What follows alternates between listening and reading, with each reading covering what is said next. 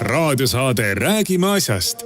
Eesti asjadest nii nagu need on, räägivad Mart ja Martin Helme ning nende huvitavad saatekülalised pühapäeviti kell 11. Loe põnevate teemade kohta rohkem ka uudisteportaalist uueduudised.ee. Tere tulemast vaatama ja kuulama raadiosaadet Räägime asjast. Me räägime asjast Root FM'is ja Ring FM'is ja me oleme YouTube'is Räägime asja kanalist, Facebookis Räägime asja kanalist Mardi ja minu Facebooki leheküljelt saab vaadata, minu X-i leheküljelt saab vaadata. Kõikjale pange like. Täna oleme siis nagu ikka stuudios kahekesi, Mart Helme ja mina Martin Helme. Meil on 3 teemat.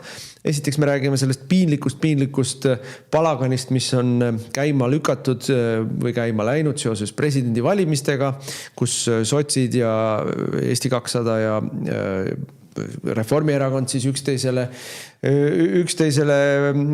esitab süüdistusi valetamises ja ega kõik süüdistused on kõigi suhtes ilmselt õiglased. Ja siis me teiseks räägime, nüüd valitsus teeskleb, et talle läheb korda Eesti inimeste toimetulek ja nemad jätavad ära ühe maksutõusu. No see tegelik maksuplaan on EKRE ammu välja töötatud. Käime selle veel kord üle, et keegi ei ütleks, teil ei ole ka häid plaane. Meil on alati head plaanid. Ja kolmanda teemana me võtame vaatluse alla selle, mis seisus siis on NATO, meie igipõline tuumavihmavari ja ei iial enam üksi NATO. Ja tegelikult on ka Euroopa Liidus ülemkogu. Euroopa Liidu ülemkogul arutatakse asju, kus tegelikult, ma arvan, lahendusi lõpuks ei leitagi. Et mis seisus on Euroopa Liit, ehk siis need 2 ilmasammast, millel on Eesti taasiseseisunud Eesti poliitilise peavoolu selline enese usk ja enese teostus püsinud, on mõlemad mu meelest alt minemas meil ja plaani ei ole. No ja need 2 sammast, mille peale on üles ehitatud see tohutu bürokraatlik aparatuur, mis Eestit lämmatab ja Eesti inimesi surub mingisuguse koloniaalorja staatusesse. Ja kõigile ma tuletan ka seda meelde, et meil on käimas kõnetuur Ärka Eesti ja kõnetuur jõuab eeloleval nädalal 26. ja 27. Siis kõigepealt 26. märtsil oleme me Tartus ja 27. oleme me Jõgeval, nii et tulge kõik kohale. Üritus on väga tore ja väga optimismi ja energiat ja usku süstiv. Täitsa äratab üles. Lähme siis presidendi valimiste juurde. Presidendi valimiste kampaania on selles mõttes naljakas asi, et ega kui lehte loed, siis nagu ei saakski aru, et inimesed valida ei saa. Kõik räägivad siin sellest, kes keda toetab või ei toeta ja mis eelistused on ja kes on populaarne. Sellel ei ole mingit pistmist presidendi valimistega. Presidendi valimist tehakse ära parteide tagatubades, nii on alati olnud, nii oli eelmine kord, nii oli üle-eelmine kord, nii oli ka üle-eelmine kord. Viimane kord, kui presidendi valimised ei läinud nii, nagu Süvarik ette nägi, oli 2001. aastal, kui Arnold Rüütel sai presidendiks. Aga see asi klaariti ära Kadri Orgiaga ja teist korda ta ei saanud. Nii et see on parteide tagatu asi ja nüüd me näeme seda, kuidas parteide tagatubades missugused need, kui lapsikud, kui madalad ja kui alatud need võtted seal on tegelikult. Et kõik erakonnad tahavad loomulikult eriti ennast vältimatuks võimuerakonnaks pidav Reformierakond tahab, et neil ka Kadriorus istuks oma inimene. Et ei tekiks igasuguseid tülikaid, tõrkeid, kui Kadriorus istuv tegelane peab heaks kiitma mingisuguseid Riigikogus massiga läbi surutud eelnõusid, mis tegelikult on ilmselgelt põhiseadusliku riivega või lausa põhiseaduse vastased või isegi kui formaaljuriidiliselt on võimalik neile mingisugune kate leida, siis tegelikult hävitavad Eesti suveräänsust, hävitavad Eesti rahva heaolu ja otsustamisõigust. Et selle nimel tahavad kõik erakonnad, et neil oleks seal oma jope, sest et keegi praegu päris 100% kindlalt ei oska ju öelda, mis 27. aasta Riigikogu valimistel saab. Kas need valimised üldse toimuvad muide? Mina esitan täiesti selle küsimuse, kui me vaatame, kui rajult praegu ja kui kiiresti maailmas asjad muutuvad, siis ei saa küll absoluutselt mürki võtta, et Euroopas, mis on otsustanud Donald Trumpile kaikaid kodarasse loopida igal sammul, et Euroopa riikides ei hakka plahvatama sisepoliitikas tohutuid kraatreid järele jätvad pommid. Ja sellised pommid võivad plahvatada ka meil Eestis, isegi võib-olla enne presidendivalimisi. No ma selle tagatubade asja juurde tagasi tulles ütleks niimoodi, et mu meelest tagatuvad praegu testivad läbi ajakirjanduse ka muide, aga testivad erinevaid nimesid. Et no meil on terve hulk nimesid loobitud välja. Noh, loomulikult räägitakse Karisest. Karis ise on öelnud, et tema rohkem kandideerida ei taha. Täpsem sõnastus oli see, et peaks juhtuma väikest sorti ime, et ta uuesti kandideeriks. No imesid juhtub iga päev, mina usun sellesse küll. Ja võib-olla väiksem, võib-olla suurem sort, aga noh, Karise puhul on selge, et tema tahab mängida kindla peale mängu, tema tahab, et oleks tal hääled koos, siis kui tal on hääled koos, siis ta ütleb, et jah, ma olen nõus. Siis ta laseb ennast paluda. Ja, et noh, nii nagu eelmine kord, eks ju, et ta kõigepealt lasi ennast paluda ja siis, kui oli selge, et ta saab ka hääled kokku, siis ta oli avalikult ütles välja, et ta tuleb. Nüüd, aga meile loobitakse siin teisi veel nimesid. Meil on siin nii-öelda Ilvese nimekiri. Noh, Ilves on nii süvariik, kui üldse süvariik olla saab ja nii estofoobne ja Eesti vaenulik. Me ei oska öelda isegi, kui mitme süvariik ta on. Noh, igal juhul ei ajada Eesti asja. Et noh, tema loobib siin ka välja nimesid. Noh, Küllike Sillast, et on maininud, kes on välisministeeriumis pikalt töötanud. Siis Riina Kionkat, kes on ka, eks ole, noh, Ilvesega koos välisministeeriumis töötanud. No, siis räägitakse Jüri Luigest, siis räägitakse Mati Maasikast. Noh, Mati Maasikas on ka süvariik, täielik süvariik. No kes neist ei ole? No kes neist üldse ei ole ja loomulikult. No siis räägitakse Vsevjovist. Vsevjov täpselt samamoodi struktuurides töötanud eluaeg. Nii et noh, siin on ja loomulikult sotsid pressivad oma Marina Kaljuranda, kes on ühe korra juba olnud presidendikandidaat ja kellel tegelikult endal väga suurt huvi mulle tundub ei ole, sellepärast et temal on mõnus olla seal Brüsselis Europarlamendis kõrgema palga peal, kui Eesti president saab. Mitu korda kõrgema, noh, palju kõrgema palga peal, kui Eesti president saab. Ja tööd väga vähe. Aga noh, nali on nüüd selles, et miks me sellest ka veel räägime, on see, et eelmisel, noh nüüd lõppeval nädalal siis meedias plahvatas tohutu pomm, kuidas sotsid ja refid läksid omavahel tülli ja hakkasid üksteist süüdistama valetamises ja siis tuli välja, et ei olnud valetamine, oli üksteisele sõnumite saatmine, noh seal on Lokilamas Tanel Kiik oli seal üks asjaosaline, Kristo Enn Vaga oli teine asjaosaline, mis on naljakas või noh, mis ei ole naljakas, aga mis on piinlik selle kõige juures on see, et me istusime Riigikogu vanematekogus. Riigikogu vanematekogus arutati presidendivalimiste läbiviimist ja ka kandidaate ja võeti vastu selline pühalik otsus, et ennem kui hakatakse uute kandidaatidega tegelema, tuleb selgeks saada, kas istuv president Karis on nõus uuesti kandideerima või mitte. Kui ta on nõus uuesti kandideerima, siis tehakse parteide vahel siis nii-öelda ring ära, et kui palju tal toetust oleks ja kui tal on toetus olemas, siis uusi kandidaate ei ole mõtet hakata välja käimagi. Nii, see lepiti kokku ja ei läinud paari tundigi mööda, kui sotsid ja refikad juba omavahel vahetavad sõnumeid võimalike teiste kandidaatide osas. Ehk siis noh, seda näitemängu ei mängitud mitte ainult avalikkusele, vaid mängiti ka teistele erakondadele seal. Noh, eks me kõik saame aru, et meile mängitakse näitemängu, aga noh, see nahaalsus selle juures on ikkagi hämmastav. Ja siis nad läksid omavahel tülli sellega. Ja siis hakkasid üksteist nii-öelda välja lobisema või välja andma selle kõige jooksul. No see on lasteaia tase minu. Ma ei tea, see ei ole professionaalne poliitika pidamine. Aga noh, terve Eesti poliitika ongi lasteaia tasemel. Ollakse harjunud sellega, et me olime teatud stabiilses olukorras siiamaani kuni Donald Trumpi epohhi loovate initsiatiivide algatamiseni. Ja nüüd on see stabiilne olukord kadunud. Ja nüüd see seltskond ei oska tegelikult üldse enam. Iga päev me näeme, kuidas nad ei saa hakkama. Iga päev me näeme, kuidas nad lihtsalt ei saa hakkama kõige elementaarsemate asjadega. Alates sellest, et nad ei suuda milleski kokku leppida ja lõpetades selles, et nad ei suuda kokkulepetest kinni pidada. Ja noh, kõrvale põikena võib siin öelda, et see, mida nüüd Kristen Michal on välja pakkunud, et me peame nüüd tohutu tormiliselt hakkama tegelema tehisintellektiga. No mina ütlen selle peale niimoodi, et sa ju, Kulla Michal, ütled välja praegu. Meie riigi juhtimisega hakkama ei saa. Kallis tehisintellekt AI, tule ja juhi meie eest riiki. Me anname sulle sisendid ja sina ütle, mida me tegema peame. Et no, see täpselt on sinna maale jõudnud. Te ei saa mitte millegagi hakkama. Ja nüüd on teie viimane õlekõrs, et AI ütleks teile, mida teha. No aga AI tegi ju nendele selle sinimustvalge plaani. Seda nad ütlevad ka avalikult välja, et nende see nii-öelda suur poliitiline platvorm, mille nad enne valimisi välja käisid, mis võetakse kokku sõnadega, tegime Eesti korda, nüüd hakkame unistama. Et selle tegi ka AI ja AI eriti minu meelest lennukalt ei unistanud, AI unistas ise endast seal.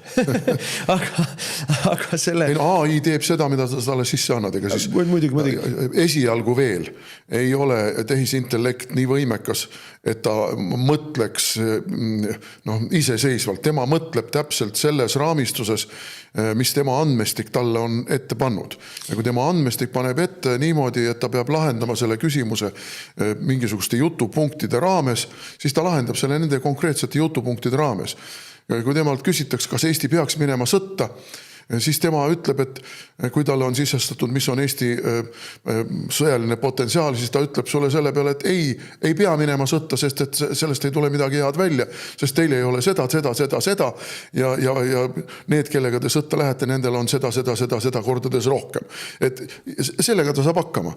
Aga kui sa annad talle ülesande, et ta ütleks sulle, et missugune on 100 aasta pärast Eesti, siis ta seda sulle ei ütle, sellepärast, et tal neid andmeid ei ole sisse söödetud.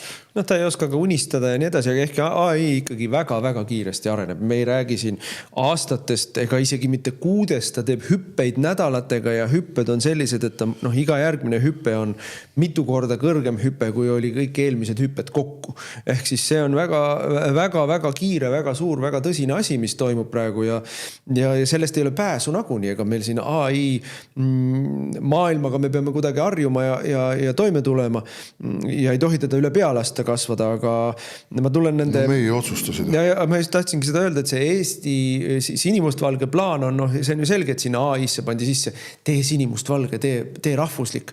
Et 4 aastat on Reformierakond kõik Eesti avalikud hooned, muuseumid, omavalitsused, koolid üle riputanud ühe teise riigi lippudega, Ukraina lippudega. Ja nüüd valimised hakkavad tulema, siis järsku on vaja sinimustvalget lippu. Et minge ikka lõpuni välja, minge valimistele vastu oma Ukraina lippudega, et ärge tulge siin teesklema, et te olete eestimeelsed. Te ei ole eestimeelsed, te pole lehvitanud Eesti lippe mitu aastat. Te olete sõimanud kõiki teisi, eelkõige EKRE-t, selle eest, et Eesti on tahtnud Eesti lippu lehvitada ja pidanud Eesti lippu lehvitamist Kremli-meelsuseks. Aga nüüd järsku ise ka lehvitate Eesti. No kus see Kremli-meelsus nüüd on järsku?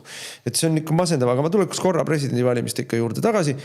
Et minu meelest on praegu meil seis on selline, ajakirjandus või meediatöötajad, meedias töötavad propagandatöötajad, süvariigi suuvoodrid loobivad meile ette erinevaid nimesid, et testida neid nimesid, testida neid avalikkuses, kas kellelgi tuleb mingeid pahandusi välja või mingid kust poolt rünnakud hakkavad tulema, kuidas erinevad poliitilised jõud reageerivad, seda tuleb testida, eks ole. Siis vaadata, kellel on minekut ja kellel ei ole minekut. Ja muidugi siis selle testimise pealt antakse parteidele süvariigist vastavaid suuniseid. Ja kui me siin räägime Karisest, Karisel on ikkagi suhteliselt suured šansid tagasi saada, sellepärast et Keskerakond ja Isamaa on põhimõtteliselt otsustanud, et nad tahavad teda toetada. Ja ütleme siis niimoodi, et sotsid, Reformierakond ja Eesti 200 ei taha teda toetada, aga peaksid siis kokku leppima kelleski, kelle taha nad suudavad koonduda, et Karisest mööda minna. Aga siis nad peavad ikkagi kellegi veel leidma just juurde. Ja sellepärast nad neid nimesid loobivadki. Aga nüüd, mis nüüd on juhtunud, ma ei ole kuigi sageli nõus Valdo Randperega, kes on ka ikka omaette frukt Eesti poliitikas. Aga kui see nii-öelda sõnumite saatmine avalikustati siin ja siin Kiige ja Läänemetsa ja Kristo on väga omavahelised vaidlused, siis see, mida Valdo Randpere ütles, on minu meelest ikkagi väga tabas täppi. Et sa ei saa selliseid poliitilisi kuluaarivestlusi, selliseid omavahelisi, konfidentsiaalseid poliitilisi vorstikauplemisi avalikkuse ette viia. Siis sul lihtsalt pärast ei ole mitte kellegiga rääkida. Siis sind lihtsalt ei võeta enam sellesse juttu sisse. Ja nii lihtne see ongi, et kui sa tahad, sa ühe päeva sa saad endale teha siis aukuulsust ja tähelepanu. ja sellega on mäng lõpetatud. Sind ei võeta enam sellesse juttu sisse. Ja põhjusega ei võeta, et sinuga ei saa kokku leppida, sest et sa lähed ja räägid selle kuhugi mujale edasi või rikud kokkulepet või pöörad selle jutu teise poole vastu, et see ei ole, niimoodi poliitikat teha ei saa. Sa ajad oksa, millele sa istud. Ja minu meelest on sotsid selle oksa ikkagi läbi saaginud. Reformierakonnast ma üldse ei räägi. Nemad petavad alati kõiges ja kõiki. Valetavad mitte ainult valijatele, valetavad ka kõigile oma poliitilistele konkurentidele. Aga kuna nad on nii suur jõud, siis poliitilised konkurendid peavad lihtsalt vahel selle kõik alla neelama. Aga sotside puhul ei pea alla neelama. Sots ei ole kellegi vaja. Ja sotsid on mänginud ennast praegu selle rumala käiguga sellesse olukorda, et nad lihtsalt ühel hetkel pannakse fakti, et te peate nüüd tulema ja eks nad tulevad siis ka. Et kui kõik teised on kokku leppinud, siis neid pannakse fakti ette. Nendega tegelikult kokkulepet enam tegema ei hakata, nad pannakse fakti ette. Aga ühte asja ma tahaks veel selle presidendivalimiste teema juures puudutada. See on see, et meil aetakse seda asja koonusesse. Ja aetakse koonusesse sellega, et praeguses rahvusvahelises olukorras president peab olema meil välispoliitika guru ja välispoliitikas tugev ja välis- ja julgeolekupoliitikas ikkagi selline autoriteetne figuur. Ei pea. Kas president otsustab midagi välispoliitikast? Mitte midagi ei otsusta. Mitte midagi. President istub ja kiidab heaks või lükkab tagasi Riigikogust tulnud seaduseelnõusid.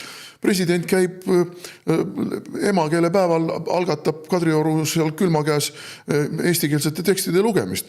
President teeb mingist presidendi matka ja Eesti president, kui ma ausalt teile ütlen, siis seni, kuni meil käib presidendi määramine ja rahvas presidenti valida ei saa, ei ole presidendil Eesti poliitikas mitte mingit mõtet. Mitte mingit mõtet ei ole. Meil on olemas õiguskantsler, meil on olemas Riigikohus selleks, et kontrollida seaduste vastavust põhiseadusele. Milleks seda presidenti meil vaja? Aga siin, see ongi minu kriitika ju Karise suhtes olnud. Presidendil on roll küll. Mitte poliitiline roll, aga põhiseaduslik roll. Ja see põhiseaduslik roll on mitte välispoliitika ega julgeolekupoliitika, kus ta on nende selle info sees, aga mitte otsustaja. Otsustaja on valitsus. Otsustab meil välisminister, kaitseminister, peaminister. Aga tal on põhiseaduslikkuse järelevalve roll on tal. Ja see põhiseaduslik... Mida ta ei täida, ta ei ole hakkama sellega saanud. Ta ei ole... ta on rohkem lükanud seadus, ükskord ma taga sel teemal rääkisin, ta ütles, ma olen rohkem seaduseid tagasi lükanud kui nii mõnigi teine president.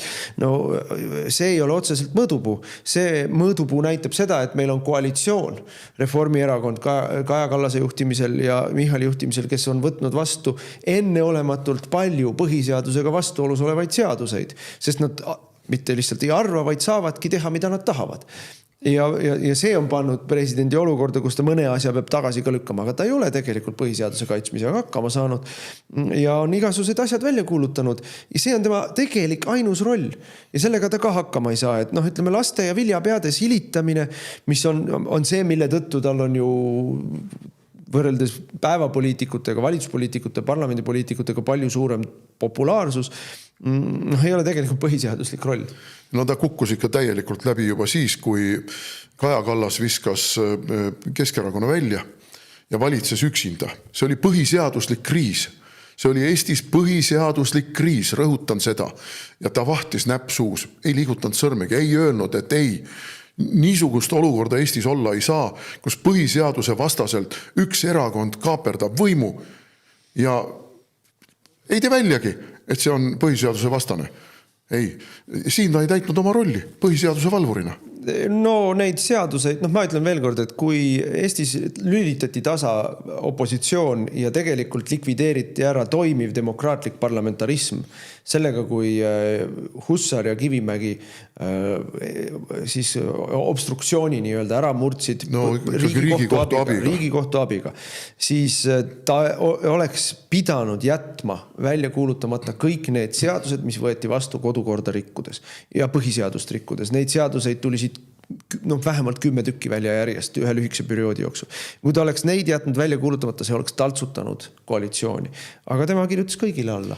Et selles mõttes minul ei ole, me oleme selle välja öelnud, ma ütlen selle veel kord välja, meie ei toeta teda, meie ei toetanud teda eelmine kord, kui ta tagasi valitakse, siis samamoodi nagu eelmine kord, ilma meie häälteta.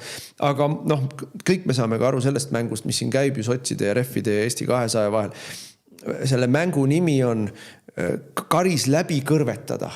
et saaks minna järgmiste kandidaatide juurde, sest nad tegelikult ei taha. Ükski neist 3 parteist ei taha Karist tagasi. Ma ei tea, miks, sellepärast, et Karis ei ole neid tegelikult ju otseselt kuidagi häirinud, kui me võrdleme seda, kuidas Kersti Kaljulaid Jüri Ratase teist valitsust ehk meie osalusega, EKRE osalusega valitsust saboteeris, torpedeeris ja millist viha ta küttis üles meie vastu. Karis ei ole midagi sellist teinud, ei Reformile, ei Eesti 200-le, ei sotsidele. Aga nii nagu see lahti lastud ametnik siin Riigikogus, kes pandi hasartmängumaksu seaduse siis käki eest vastutama. Ega see, et sa oled sellele liberaalsele globalistlikule kaabakakarjale mugav käsilane, ei päästa sind. Kui vaja läheb, siis likvideeritakse sind ikka ära. Ja veel lõpetuseks, selle teema lõpetuseks ma tahan öelda, et sel hetkel, kui rahvas hakkab presidenti valima, on presidendil oma iseseisev rahvalt saadud mandaat ja sellisel juhul on tal ka selle mandaadi alusel autoriteet vastu astuda kõikidele põhiseaduslikust rikkuvatele ja muus mõttes Eestile vaenulike, kahjulike valitsuse ja Riigikogu või ka üksikute erakondade poolt astutud sammudele, sest siis on tal rahvalt saadud mandaat. Praegu on meil president, kellel rahvalt saadud mandaati ei ole ja sellepärast meil mängitaksegi seda lükkatõmbamängu. Raadiosaade Räägime asjast. Jätkame saadet, saate nimi on Räägime asjast räägivad Mart Helme ja mina olen Martin Helme ja räägiks siis sellest maksumaailmast, mis meil on. Reformierakond on kuulus, kunagi töötas välja loosungi maksudega ei mängita. Sellega ta ründasid siis Keskerakonna mõtet astmelise tulumaksu tegemiseks ja siis tulid ise võimule ja hakkasid maksudega mängima. Ei ole ühtegi maksu, millega nad mänginud ei ole. Tõstnud kõiki makse, tõstnud käibemaksu, tõstnud tulumaksu, tõstnud aktsiisimakse, kõiki aktsiisimakse, kütus, gaas, elekter, hasart on siis ainus, mida nad langetasid, tõstnud automaksu teinud, tõstnud maamaksu, et kõikide maksudega mängida. Ei, aga maksuküüru kaotasid. Ja, see on ka maksuga mängimine muide. Võit. Aga see on ka mängimine, see on olemasoleva toimiva süsteemi uppikeeramine oli see asi. Ja mängin maksu lävendite ja asjadega kõige siin. Ja siis nüüd on meil tänu nende majanduspoliitikale on inimesed nii vaesed, et karjuvad, uluvad käes, surevad oma kodudesse külmumise kätte ära. Ja tulemas on üks neid maksutõususid, mille Reformierakond on koos, ärme unusta, koos sotside ja Eesti 200-ga ära teinud. Tulemas on aktsiisitõus, elektri, gaasi ja kütuse aktsiisitõus. Ja see on tõus, mis tehti redeliga. Igal aastal tõuseb natuke. Ja siis nad tahavad selle aastase tõusu nüüd on otsustanud valitsused jätavad ära, et inimestele appi tulla. Ärme neela seda konksu alla, et tegelikult on vaja siin paar asja selgeks teha. Esimene asi, see kütuse hind, mis te posti otsas näete, sõltumata sellest, kas kütuse hind on euro või 1,5 eurot või 2 eurot. Proportsioon on enam-vähem sama, eks ole. 60% sellest hinnast on riiklikud maksud. Aktsiisimaks, käibemaks, seal on väiksemaid pudisid juures veel, varude maksud ja muud asjad. 60% on maksud. Ehk siis, kui oleks, ütleme, kui hind oleks, hästi, et oleks lihtsam arvutada, kui hind oleks euro, siis kui sa maksud ära võtad, siis saaks 40 sendiga osta. Kui hind on 2 eurot, võtad maksud ära, saad seal alla euroga osta 90 sendiga. Et 85-ga. Et selles mõttes see on küll valitsuse käes. Lisaks sellele on valitsuse käes kütuseturu kartelli ohjeldada. Et kui meie langetasime, tuletab meelde, kui meie langetasime kütuseaktsiisi diislile, siis kõik ütlesid, et ei kuulge, te teete lihtsalt kütuseärimeestele teete siin kasumit, et nad panevad selle raha taskusse, hind ei lange. Mina võtsin kütuseärimehed laua ümber, ütlesin niimoodi, et kui hakkab jura pihta, et maksulangetus ei jõua hinda, siis valitsusel on olemas vahendid, kuidas teid sundida, et te ikkagi maksulangetusega ka kaasa tuleksite ja ei pannud nad seda raha oma taskusse. Tulid maksulangetusega kaasa ja tuligi hind posti otsas alla. Kohe nii kui maks langes, tuli posti otsas hind alla samal päeval. Nüüd vastupidi. Nüüd ütleb meile Heiti hääl või ma ei mäleta kumb hääl ikka Heiti vist oli, kes on ju ka kütusärimees, ütles, et pange tähele, varsti tõuseb üle 2 euro, eks ole. Noh, tema juba teab, sest tema on see tõstja. Tema ongi see tõstja. Ja valitsus mitte midagi ei tee. Räägib, et nad tühistavad ära maksutõusu. Tegelik maksuplaan peaks olema oluliselt laiem. Mitte lihtsalt ei peaks rääkima sellest, et me jätame ära juba varem vastu võetud maksutõusu, vaid me pöörame tagasi kõik need maksutõusud, mille Reformierakond, Sotsid ja Eesti 200 on teinud meile viimase 4 aasta jooksul. Kõik need maksutõusud tuleb tagasi pöörata. Käibemaks alla, tagasi 20 peale, tulumaks alla, tagasi 20 peale, aktsiisimaksud miinimumi peale, mida Euroopa Liit meile ette näeb. Maamaks alla sinna, kus ta oli ennem tõstmisi ja automaks üldse ära lõpetada. Vot see oleks õige maksupakett praegu. Aga sellega meil ei tegeleta. No meil on naaberriik Läti, kus muide on praegu juba valitsus vastu võtnud otsuse, et vaatamata sellele, et turbulentsete sündmuste tagajärjel maailmaturul nafta ja gaasi hind tõuseb. Bensiini, konkreetselt autokütuste hinna puhul on nad võtnud vastu otsuse, et see ei tohi posti otsas tõusta rohkem kui 1,8 eurot. Saab küll. Ja ei ole siin mingit Putini maksu ega Trumpi maksu ega ma ei tea mingit muud kolmandat maksu. Kui ikkagi valitsus otsustab, et ei, meil inimeste heaolu ja majanduse toimimise seisukohast on mõistlik hoida seda hinda maas, siis valitsus saab seda teha. Aga meie valitsus ei taha seda teha, sest et meie valitsusel on 2 tagamõtet selle kütuse hinna tõusuga. Üks on see, et valitsuse rahakotti tuleb rohkem raha ju maksude pealt. See sama 60% läheb ju rahakotti. See 60% kogu summas suureneb ju. Ja teine on see, et juba on siin rohehullud välja käinud selle, et aga siis me sunnime inimesi ostma rohkem elektriautosid, just kui elekter oleks odav meil. Aga ma tahan siin väga huvitava punkti juurde panna. Vaata, kui valitsus koos teiste riikidega otsustas, et Eesti laseb turule oma kütusevarud. Ja need kütusevarud on ju soetatud odaval ajal. Et kuidas siis niimoodi, et me paiskame turule kütusevarud ja neid odavat kütusevaru, mille valitsus nüüd turule paiskab, ei too hinda alla. Et minu meelest peaks valitsus väga selgelt ütlema kõikidele bensiinijaamadele, on nad Circle K-d või on nad Olerexid või Nested või ükskõik mis. Teie saate meilt selle hinnaga kütust ja teie selle hinnaga kütust müüte ka turul edasi.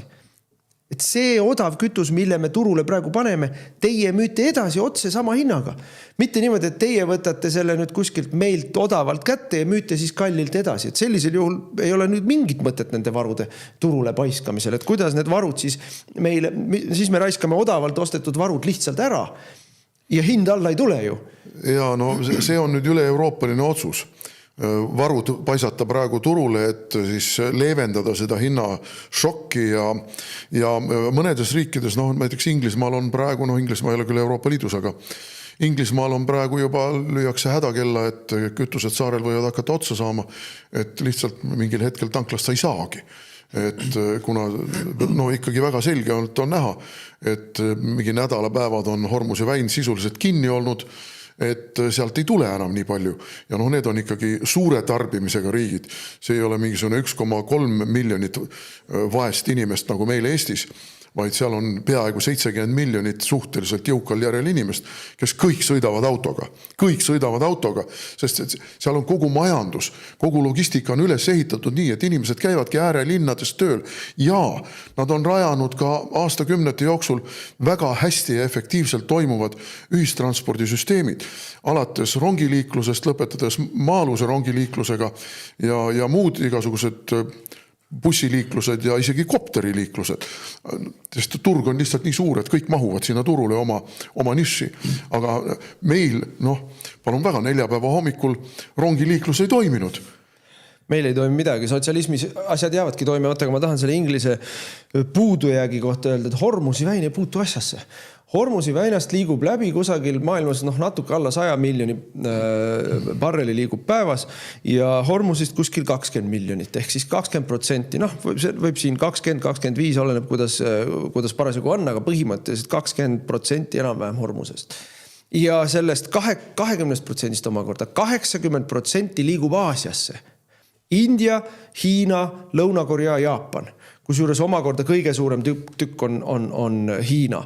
Ehk siis teisisõnu, kui Iraan paneb Hormusi seisma, siis esimesena jääb oma varustatusest ilma Hiina, nende peamine liitlane Hiina, mis on ka põhjus, miks Iraan päris tegelikult ei ole Hormust kinni pannud. Sest et esiteks on nende enda kõige suurem tuluallikas, no seal kuskil üle 60% nende riigi tulust tuleb sealt kaudu. Ja teiseks nende kõige suurem liitlane jääb ilma. Jaapan ja Hiina ja Lõuna-Korea on oma varud kasutusele võtnud, nende varud on seal mõnel riigil rohkem, Jaapanil kõige suuremad, seal mitu kuud, teistel riikidel seal kuskil 3-4 nädalat. Inglismaad see ei puuduta peaaegu üldse. Nende varustatus ei ole sellest häiritud. Küll aga tekitavad need samad valitsused, nagu Inglismaal, nagu Eestis, tekitavadki paanikat, ajavad hinda ülesse, et saada rohkem maksu. Et see on, me peame nagu selles mõttes läbi nägema ka sellest, mis toimub. Aga ma tuleks korra selle maksu asja juurde tagasi, et meie tahtsime ju 24. aastal tahtsime teha Eestis ka eraldi pangamaksu. Et selline maks nagu tehtud oli juba Leedus, Leedu sel ajal arutas ja võttiski vastu selle seaduse. Me tegi maksu pangandusele, mida meil Eestis öeldi selle peale, öeldi, oi, seda küll ei tohi teha. Siis lähevad intressid kõrgemaks ja siis laenu kätte saadavus inimestele läheb väiksemaks. Inimesed ei saa enam oma kodu osta ja siis kukub juba kinnisvaraturg kokku ja ühesõnaga kogu majandus kukub kokku, kui me võtame pankadelt, kes teenisid 1,2 miljardit kasumit ainult selle tõttu, et Euroopa Keskpank tõstis intressi ja meil on fikseeritud intress, hakkas voolama pankadesse, ühtegi uut toodet turule ei toonud, ühtegi uut ei laiendanud turu mingisugust osa. Lihtsalt raha hakkas inimeste taskust voolama pankade taskusse. Leedukad vähemalt võtsid selle siis riigieelarvesse. Meil ei võetud. Meil Kaja Kallas sai kokku pangajuhtidega, ütles pankasid ei puuduta. Need on ainsad, jälle hasartmängumaks oli üks, kus maks ei tõusnud ja pangad olid teised, kus maks ei tõusnud. Aga nüüd on meil võrdlus käes. Et nüüd on 3 aastat see, või natuke vähem kui 3 aastat see pangamaks seal Leedus kehtinud. Eestis ei ole kehtinud. Ja samal ajal Eestis on olnud 3 aastat või 4 aastat järjest Reformierakonna poolt tekitatud majanduskriis ja Leedus on olnud majanduskasv. Ja me saame võrrelda siis, kuidas on edenenud kinnisvaraturg selle aja jooksul, võrdlus Eesti ja Leedu vahel, kuidas on arenenud pangandusturg, võrdlus Eesti ja Leedu vahel. Leedus on kõik parem kui meil. Leedus intressid on alla läinud, kinnisvaraturg on kasvanud ja pangateenused on kättesaadavad jätkuvalt. Mis Eestis on? Mõlemad on, kõverad on all. Kinnisvaraturg on alla läinud ja intressid on kasvanud. Ehk siis teisisõnu, kõik, mis meile räägiti nii-öelda spetsialistide poolt, oli täielik jamps. Leedukad tegid ära, said riigieelarvesse väga suure summa raha, meie laenasime turult, et lapsed saaksid seda raha tagasi maksta oma tööl käimise pealt. Ja, no ma tuleks tagasi muidugi nende eelnõude juurde ja nende initsiatiivide juurde, mis meil siin ka eelmisel nädalal Riigikogus olid, et siin Keskerakond, et käibemaksu toiduainetele alandada ja mitmed muud eelnõud. No, ma ütleks selle kõige kohta niimoodi, et see muidugi on kõik üks paras monkey business. Et tegelikult nad kõik teavad, nii Isamaa kui Keskerakond teab, et ükski nendest eelnõudest läbi ei lähe. See on lihtsalt niisugune pakasuha. Meie võitleme rahva heaolu eest. Meie võitleme inimeste eest. Aga tegelikult ei võitle. Tegelikult lihtsalt püüate jätta muljet, et võitlete. Ja kui te tõeliselt võitleksite, siis te tuleksite meie juurde, siis me istuksime 3, aga miks mitte ka 4 opositsioonielakorda, sotsid, kes ka ju ennast salgavalt inimeste eest võitlevad pärast seda, kui nad valitsusest välja kukkusid. Ja kõigi maksutõusude poolt hääletasid, automaksud, käibemaksud, kõik. Et paneme siis õlad kokku ja esitame ühiselt ja toetame ühiselt ja komisjonides, kus eelnõusid arutatakse, surume seda ühiselt, kaasame avalikkust, teeme üheskoos, ei, kõik tirivad tekki enda peale populistlikult ja tulemus on 0. Tulemus on 0. Kusjuures ega praegu on ikkagi Riigikogus on see valitsus on muutumas vähemusvalitsuseks, et meil on komisjone, kust valitsuse eelnõud edasi ei liigu, sest komisjonides opositsiooni-koalitsiooni tasakaal on õhkõrn, igas komisjonis on põhimõtteliselt enam-vähem üks inimene koalitsioonil rohkem kui opositsioonil ja kui kas keegi puudu on, koalitsioonisaadik kohal ei ole või ei ole nõus millegagi, siis on eelnõu seisab. Siis hääletada ei saa. Meil on terve hulk eelnõusid, mis seisavadki komisjonides ja ei lähe saali. Sellepärast, et ka saalis ei pruugi siis hääled kokku tulla. Neid komisjon on rohkem kui üks. Riigikaitsest teavad kõik, aga meil on ka põhiseaduskomisjon lappab ja meil on mitmed teised komisjonid, mis lappavad. Ja ma arvan, et me liigume praegu üsna kiiresti vähemusvalitsuse suunas, et näis, mis need Riigikogu juhatuse valimised järgmisel nädalal on Riigikogu juhatuse valimised, et kui nüüd kõik läheb nii, nagu kõik räägivad, et läheb, siis juhatus jääb samaks, mis ta siiamaani on olnud, et Hussar jätkab, Kivimägi jätkab ja Arvo Aller jätkab. Vähemalt tänase päeva seisuga on kõik opositsioonierakonnad kinnitanud, et nad toetavad Allerit ja on koalitsioonierakonnad kinnitanud, et nad ei hakka koalitsiooni valikusse sekkuma. Aga nagu me nägime siin presidendi valimise teemal, siis ega ennem kui hääled koos on, ei ole võimalik nagu uskuda, mis sul tegelikult seis on. Aga ma siiski nagu arvan, samamoodi nagu selle presidendi valimistega, et sa ei saa väga palju kordi valetada poliitikas ja siis jätkata rõõmsalt, et see ei tööta. Aga ma arvan, et me liigume siin pärast neid juhatuse valimisi, me liigume üsna kiirete sammudega. Juba suveks me jõuame selgelt vähemusvalitsuse juurde. No ei tea.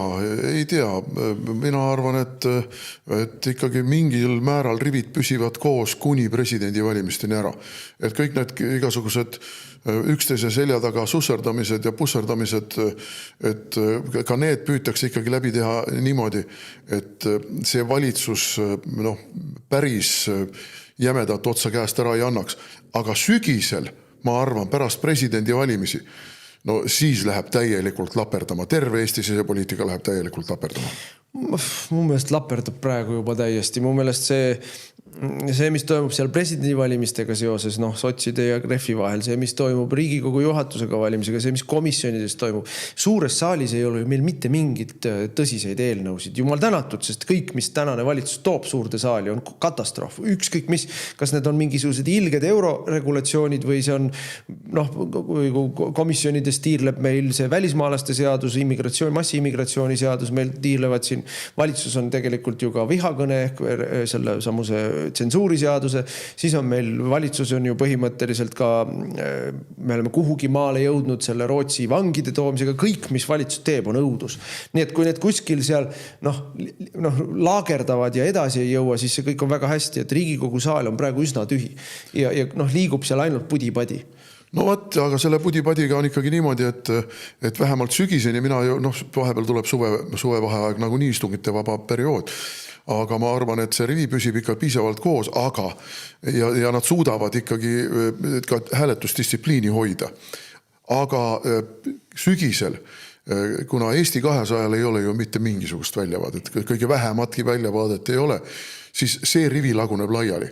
Seal on juba praegu näha nihelemist, kes vaatab siin Isamaa poole, kes vaatab Keskerakonna poole, kes vaatab Reformierakonna poole.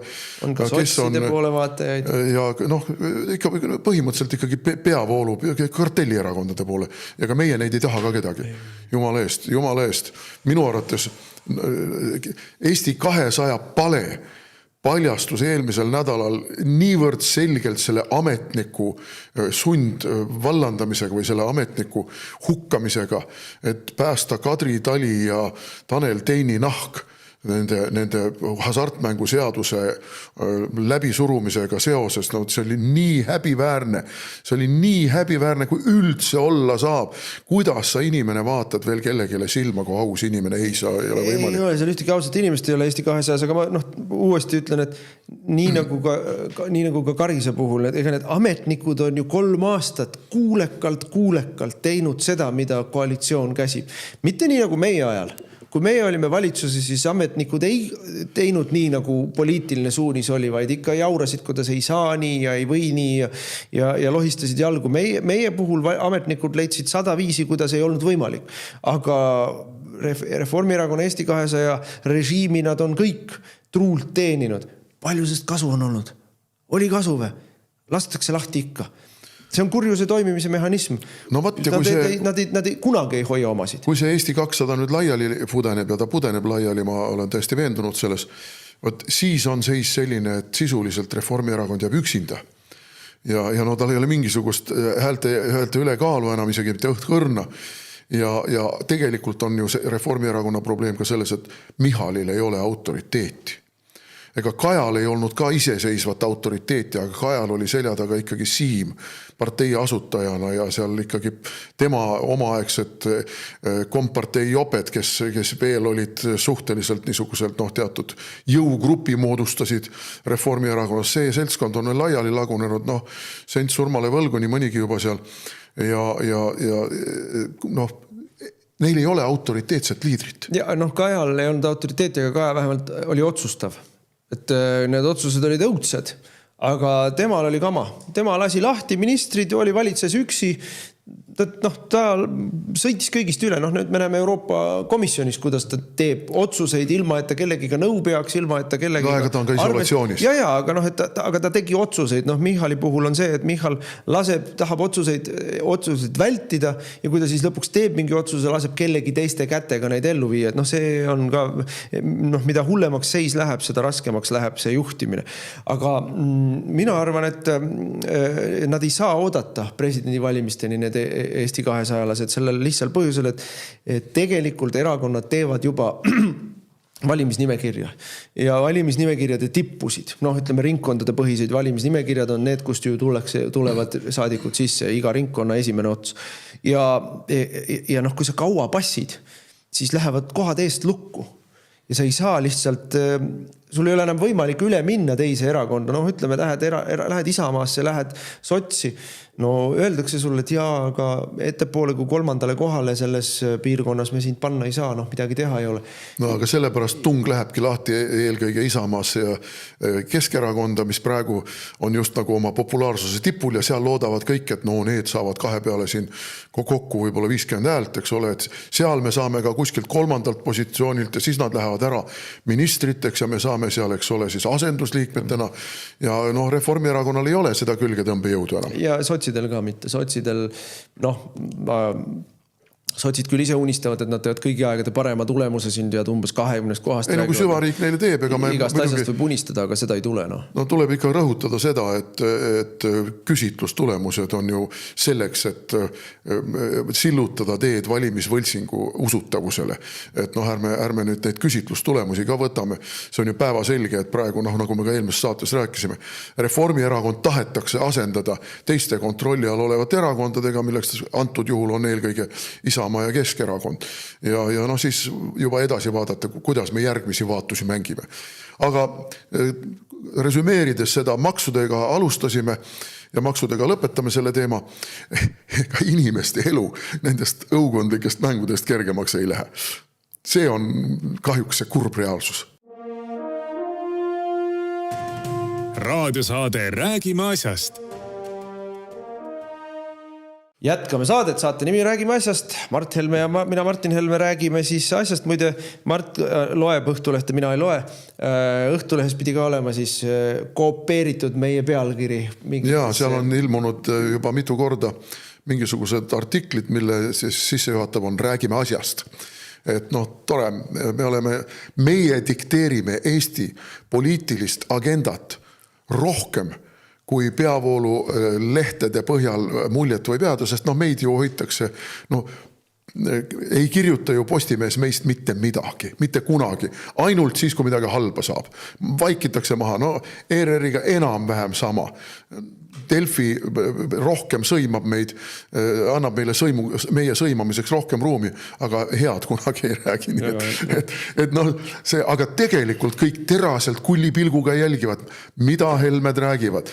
Kunagi oli üks Ameerika senaator Jesse Helms ja siis oli niimoodi, ma mäletan, et nii demokraadid kui vabariiklased, ta oli vabariiklane, ta oli väga krõbe konservatiiv ja siis kui mingid eelnõud olid ja siis oli ikka niimoodi, et nii demokraadid kui vabariiklased ütlesid, et ei noh, kõigepealt me peame teada saama, mida arvab sellest Jesse Helms ja siis me langetame oma otsuse. Et meil on Eestis sama. Kõigepealt peame teada saama, mida arvavad Helmed ja siis me saame oma asjadega edasi minna. No igatahes EKRE retoorika õitseb ja kasvab, nii et Õhtulehest ka räägib asjast. Aga no lähme nüüd NATO ja Euroopa Liidu juurde, et meil on eks me seda geopoliitikat oleme siin lahti üritanud harutada erinevate teemade kaudu ja ega me midagi teha ei ole. Jälle jõuame otsapidi Trumpini ja ka Iraanini, aga see, miks me NATOst räägime, on minu meelest jälle me peame ümber lükkama või korrigeerima seda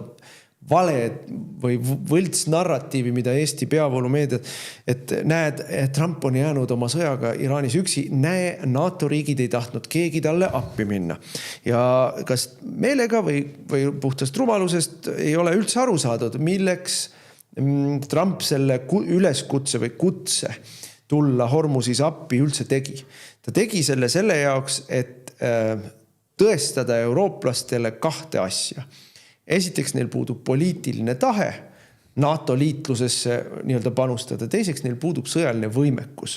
Tegelikult sõjaliselt abiks olla ameeriklastele. Ja ta ütles selle päris robustselt välja ka, et juba mõni nädal tagasi, siis kui ta soovis, et inglased saadaksid sinna lennuki emalaeva ja siis Keir Starmer, Inglise peaminister, tükk aega kuidagi mängis karikakra mängu ja siis lõpuks ütles, et no hea, küll me saadame, aga meil võtab mitu kuud aega, sest meie lennuki emalaevad on nii halvas seisus, et need tuleb kõigepealt remontida. Ja siis ütles Trump, et meil selliseid liitlasi pole vaja, kes tulevad meile sõjas appi siis, kui me juba võitnud oleme. Ja nüüd selle Hormusi väina lahti hoidmisega täpselt sama asja ütles Trump, et teil on seda Hormusi väina rohkem vaja kui meil, mis on muide väga täpne. Mis on täpne. Ameeriklased on saavutanud energiasõltumatuse. Nad toodavad rohkem, kui neil endal vaja on. Nad toodavad nii LNG gaasi kui naftat. Pärast seda, kui nad Venezuela on ära võtnud või Venezuela nii-öelda tõmmanud oma majandus sellisesse toimimisse sisse. Venezuela nafta jõuab üsna kiiresti Ameerikasse, siis Ameerika Ühendriikidesse. Et neil on energiat rohkem, kui nad ise vajavad. Aasia on puudujäägis ja Euroopa on puudujäägis. Ja eriti just Aasia on see, kes saab otse sealt, aga LNG gaasi said muide eurooplased ka Katari oma ja teiste seal Araabia Ühendemiraatide LNG gaasi nad said sealt.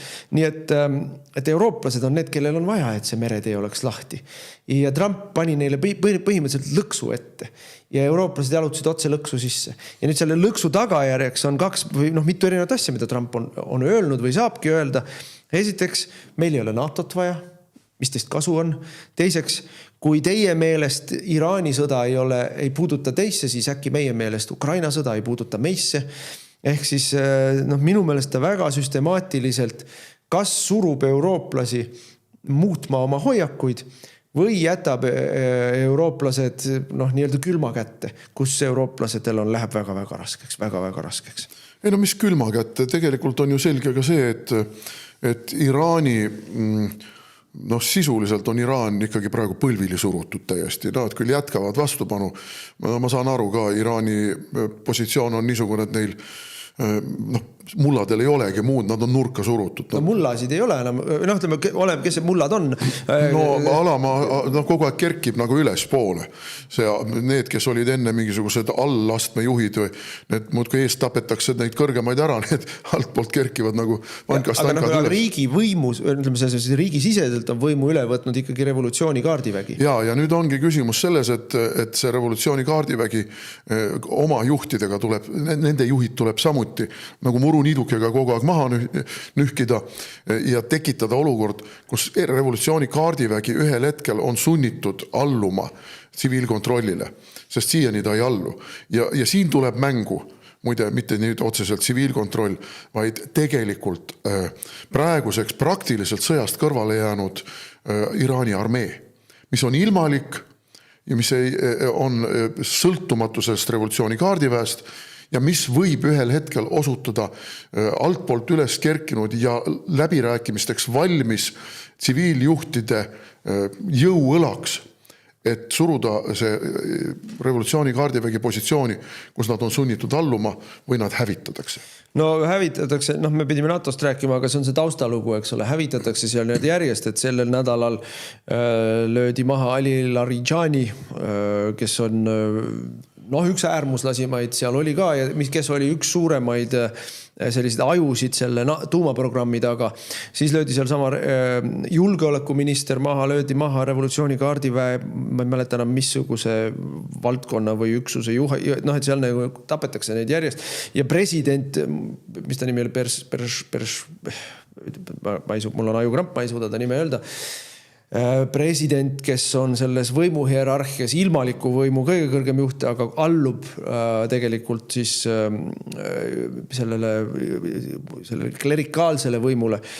See on võib-olla on kuulujutt, avalikult ta ei ole seda öelnud, aga on andnud märku, et ta võib-olla loobub võimust üldse, sest et tal puudub võimalus oma mandaati täita. Nii et seal see asi edeneb, aga ma tulen tagasi selle NATO ja selle kaudu ka Euroopa Liidu juurde, et mida me oleme näinud sellel nädalal Euroopa Liidus näiteks überglobalist, õudne demokraatia vaenlane Donald Tusk, Poola peaminister ju, kes nii-öelda pärast konservatiive võimule tuli, kes hakkas koheselt vallandama ajakirjanikke, kohtunikke, riigiametnikke, kuulutas kriminaalkorras tagaotsitavaks, lasi kuulutada endiseid ministreid, täielik autokraat, mille peale muidugi meil keegi ei piiksata ka. Meie ikka ajame taga autokraatia Ungaris ja mitte Poolas. Tema hoiatas, et Poola opositsioon, mis on muide väga tugev opositsioon ja mis on ka populaarne opositsioon, et kui nemad võimule saavad, siis Poola lahkub Euroopa Liidust. Mis on, mis selles mõttes näitab, kus see tegelik arutelu ja hirm on peavoolul. Itaalia andis sel nädalal teada, et nad võib-olla loobuvad nii-öelda ühepoolselt või ilma Brüsseliga kokku leppimata CO2 kaubandusest. Terve hulk riike on öelnud, et nad ei ole nii või naa ei kavatse täita Brüsseli poolt paika pandud immigratsioonireeglistikku. Tegelikult juba loobutakse CO2 ja sellest nii-öelda net zero reeglistikust. Ehk siis see käriseb igast otsast. See ja peale selle on komisjonis kodusõda. Meie loeme siin uudiseid, kuidas Kaja Kallas ja Ursula von der Leyen omavahel kassi-kätsi peavad, aga see on sümptom. See on sümptom sellest, kuidas võimumehhanism ei toimi enam, nii nagu ta seni vähemalt toimis. Iga natuks ajatangat saab Ursula von der Leyen saab umbusaldusi parlamendis, mõned on päris lähedale jõudnud juba häälte enamusele, et kogu see asi laperdab. Ja sinna kõrvale siis see, et Trump on öelnud, tal NATO-t niisugusel kujul vaja ei ole. Et see räägib meile sellest, et kõik need suured rahvusvahelised globalistlikud institutsioonid, mille najale on üles ehitatud rohepööre, homopööre, massiimmigratsioon, kogu see jälgimisühiskond, et need meie silme all lagunevad.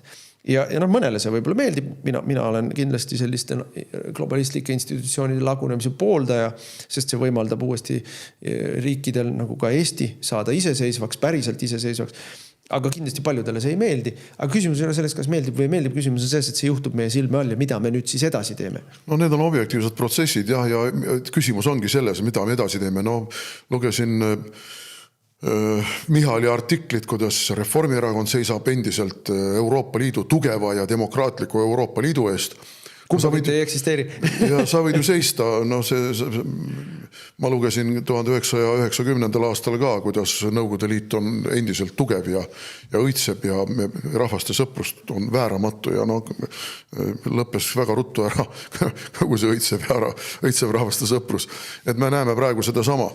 Aga küsimus ongi selles, et meie süvariik püüab endiselt hoida võimul nendele globalistlikele initsiatiividele lojaalseid jõudusid ja lojaalseid poliitikuid. Ja see on läbi kukkumisele määratud. Ja mida kauem seda püsti hoitakse, seda katastroofilisem saab olema see kokkukukkumine. Sest ega siis Eestit ei jäta kõik need tagasilöögid puutumata. Loomulikult jätavad. Kui ikka gaasi hind praegu viskab 30% üles, nagu on ennustus siin viimastel päevadel tulnud, siis see lööb ju täielikult ja lõplikult Euroopa majanduse jalust maha. Meil mida tehakse? Meil pannakse kinni põlevkivi ja asemele ehitatakse tuulikuid, päikeseparke ja gaasiturbiinidega elektrijaamasid, mis on kallimad. Investeering tuleb teha, meil on põlevkivijaamad töötavad, aga kõrvale ehitatakse siis uus kapitalikuluga gaasijaam. Gaas on kallim materjal, gaas on kallim kütus, kui on põlevkivi, aga näe, ehitame. Et täiesti debiilne. Ja kui me seda hinnatõusu vaatame, siis see on veel debiilsem. Nii et me oleme praegu selles olukorras, kus nii NATO kui Euroopa Liit on oma lakkamise kursil, nad entroopiliselt võivad ju jätkata veel funktsioneerimist. Rahvaste Liit jätkas ka funktsioneerimist veel teise maailmasõja ajal ja isegi natuke aega pärast teist maailmasõda, aga mitte mingit mõju maailmas toimuvatele protsessidele sellele organisatsioonile enam ei olnud. Ja sama võime praegu öelda ÜRO kohta. Mis asi on ÜRO? Mida ta mõjutab? Mis on nüüd? ÜRO peasekretär Gutierrez kutsuti Euroopa Liidu ülemkogule juttu ajama. Nad võivad ajada. Omavahel räägivadki ju. Need NATO, Euroopa Liit, Iraan, need saavad kõik ühes punktis kokku. Et Iraani see Hormusi väina kinni panemine, ühe teooria kohaselt, kui Ameerika, meile esitatud versioon on jälle see, Trump ei suutnud ette näha ja Trump on võimetu seda tegema. Aga kui me vaatame seda asja teise nurga alt, selle nurga alt, et Trump süstemaatiliselt likvideerib oma geopoliitilisi rivaale ja ideoloogilisi vastaseid, kelleks Euroopa Liit on ennast selgelt positsioneerinud. Euroopa Liit on kuulutanud ennast selle maaga liikumise vaenulikuks. Siis kui sa lased iraanlastel hoida Hormusi väina kinni, kes kannatab? Aasia ehk Hiina, Ameerika suur konkurent ja Euroopa Liit. Ja nüüd me jõuame sellesse, Euroopa rahvad on juba tänaseks päevaks, nagu me kõik kuuleme kogu aeg, äärmuslaste poole pöördunud, populistide ja äärmuslaste poole pöördunud, eks ole, Prantsusmaal, Rassamblee National, AFD, Saksamaal, Orban, Ungaris, nii edasi, need kõik need nii-öelda rahvuslikud või äärmuslikud, tegelikult rahvuslikud jõud, mida hullemaks läheb majandusolukord energiakriisiga, seda kiiremini toimub poliitiline ümberrivistumine nende jõudude kasuks. Ja see on ameeriklastele kasulik. Nii et see Hormusi suletuna hoidmine või suletuna lubada iraanlastel seda nii-öelda terroriseerida võib olla üldse ameeriklaste plaan. Ja siin on üks asi veel, et maailmas on mingisugune umbes 1000 naftatankerit või natuke rohkem neid ja Hormusi lahest käib läbi kuskil 60-70 tükki päevas tavalisel ajal. Aga kõik need naftatankerid on muidu kogu aeg töös. Täna seisab seal, suur osa neist lihtsalt seisab, 1000 tükki seisabki seal. Maailmas on neid rohkem 10 000. Aga 1000 tükki seisab seal ja need ei vea naftat ringi, mis tähendab seda, et Ameerika odav nafta jääb Ameerikasse, ei jõua Aasiasse, ei jõua Euroopasse, sest laevu ei ole. Laevad seisavad seal kinni. See tähendab seda, et kui kõik räägivad, et aga näe, ameeriklastel nüüd tulevad valimised, vahevalimised ja kõrge energiahind töötab Trumpi vastu. Ameerikas ei tule kõrget energiahinda. Vastupidi, kuna nad seda eksportida ei saa, siis läheb hind veelgi alla. Euroopas tulevad kallid hinnad. Ega Trump ei ole varjanud põhimõtteliselt seda, et tema eesmärk ongi senine maailmakord lammutada ja ehitada üles uus. Ja vale on see arvamus, et see uus maailmakord, mida ta ehitab, et selles Ameerika Ühendriikide roll ja mõju saavad olema väiksemad kui siiani, vastupidi. Nii, meie aeg sai otsa. Täname kõiki kuulamast, vaatamast. Olge meiega jälle järgmisel nädalal. Te kuulasite raadiosaadet Räägime asjast. Saate eest tasus Eesti Konservatiivne Rahvaerakond. Järelkuulamine internetist uueduudised.ee